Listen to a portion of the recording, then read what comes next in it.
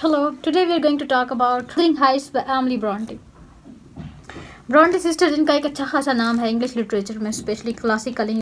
Charlotte Brontë का मशहूर novel है जेन आया, जो कि मैंने पढ़ा हुआ है, ठीक था, मैं बताती हूँ बाद में उसके बारे में। ले लिए एक और है द टेनेंट ऑफ विल्डफेल हॉल। शायद मैं इसको गलत प्रोनाउंस कर रही हूँ। ये है एन ब्रॉन्टी का। तो इन तीनों बहनों के ना मैं एक एक नॉवेल्स पढ़ रही हूँ, क्योंकि इनके मोस्टली पेपर्स वगैरह में आ जाते हैं, और वैसे भी इन राइटर्स को मैं पढ़ना चाह रही थी। अब ये इन तीनों बहनों का ना थोड़ा सा डिफरेंट राइटिंग स्टाइल है, किस तरह के they write in a different unique way. I am not so fond of, थोड़ा सा ड्रामेटिक उनका, saying that it's bad. Subjective होता है जो लिटरेचर है, वो एक चीज़ जो आपको पसंद नहीं आ रही, किसी और रीडर को वो बहुत ज़्यादा पसंद आ रही होती है।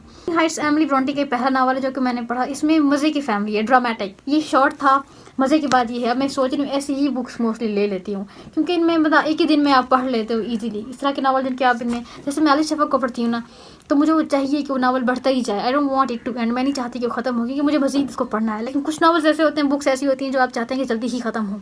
खैर उनमें से यही है, और अच्छी बात यह है कि शॉर्ट वर्जन है तो जल्दी खत्म हो जाते हैं। अब वुथरिंग हाइट्स में ड्रामेटिक फैमिली है, किस तरह कि एक फैमिली है, Mrs and Mrs Earnshaw, right. They adopt a poor boy Heathcliff को वो अडॉप्ट कर लेते हैं, गरीब सा बच्चा होता है, उसको घर ले आते हैं। अब घर लेने के बाद जो उनकी बेटी होती है Catherine, she fell in love with Heathcliff.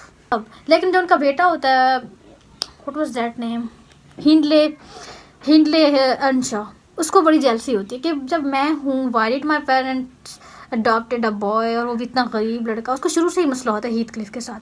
खैर अब अम्मा बफौत हो जाते हैं, मिस्टर और मिसेस अनशा की डेथ के बाद हीथक्लिफ हो जाता है अकेला।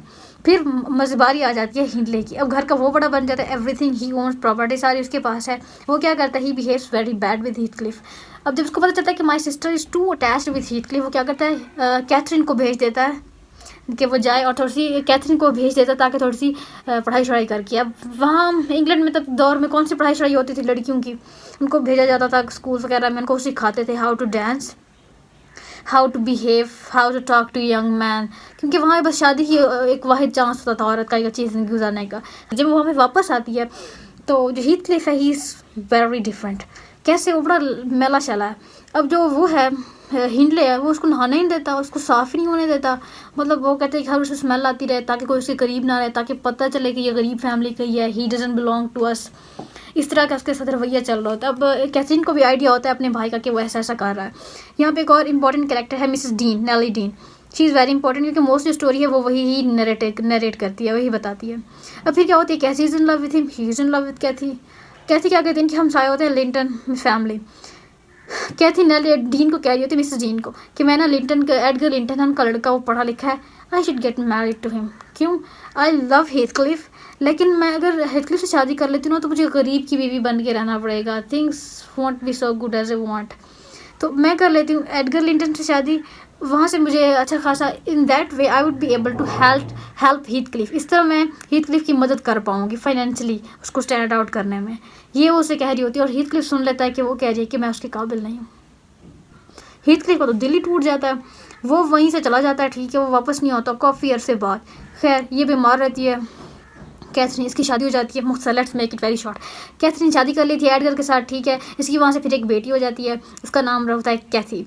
अब कुछ अर्से बाद वापस आ जाता है हीथक्लिफ। और जैसे मूवीज़ में नहीं होता कि एक लड़का इतना गरीब सा होता है, जब वो वापस आता है तो काफ़ी अमीर बन गया होता है, और ऐसा उसकी पर्सनैलिटी ग्रूम हो गई होती है। यही हाल हीथक्लिफ का था। हीथक्लिफ जब वापस आया तो वो काफ़ी चेंज हो गया था। मैंने पहले कहा ना कि जो ब्रॉन्टी सिस्टर तो काफ़ी ड्रामेटिक लिखती हैं, थोड़ा सा अनरियलिस्टिक भी होता है। खैर अब वो इतना अमीर बन के आ जाता है, अमीर भी होता है, और शक्ल भी उसकी अच्छी हो गई होती है। अब कैथरी भी परेशान, थोड़ा सा पछताती भी है। लेकिन अब जो एडगर होता है, उसकी एक सिस्टर होती है Isabella Linton, she fell in love with Heathcliff. लो जी, अब जो हीथक्लिफ है वो उससे शादी कर लेता है। शादी क्या करनी होती है, वो उसको भगा लेता है, क्योंकि जो लिंटन फैमिली होती है उनको ये पसंद नहीं होता हीथक्लिफ, क्योंकि उसको पता होता है कि मेरी वाइफ जो है, she is attached to that person. वो उसके साथ भाग के शादी कर लेती है। वहाँ से उसका फिर एक बच्चा हो जाता है। वो जो है वो उससे शादी तो कर लेता है, लेकिन उसके साथ बहुत बुरा बिहेव करता है। अब वो फिर उसको बाद में छोड़ के चली जाती है। Then she got pregnant. फिर वो वहाँ से उसका एक बेटा पैदा होता है, उसका नाम रखती है लिंटन। फिर वो खुद भी फौत हो जाती है। अब यहाँ क्या होता है, यहाँ जो कैथी होती है वो भी फौत ही हो जाती है। कैथरीन फौत हो जाती है। जो उसकी बेटी होती है उसका नाम फिर कैथी। अभी अगली जनरेशन आ गई, उसकी बेटी कैथी, जो इज़ाबेला और हीथक्लिफ की बेटा था उसका नाम लिंटन, राइट। अब वो अपना भांजा इसके पास आता है, लिंटन एडगर के पास आता है, कैथी के अब्बा के पास, जो कैथी छोटी वाली होती है। वो काफ़ी खुश होती है कि मेरा कज़न आ गया, लेकिन हेथक्लिफ वहाँ पे पहुँच जाता है, कहते हैं मेरा बेटा वापस दो मुझे। अच्छा, वो अपने बच्चे को वापस ले जाते हैं, वहाँ के साथ वो बहुत बुरा सलूक करता है। उससे याद आया उस सारे सिनेरियो से, एक और मैं कैरेक्टर को भूल गई थी।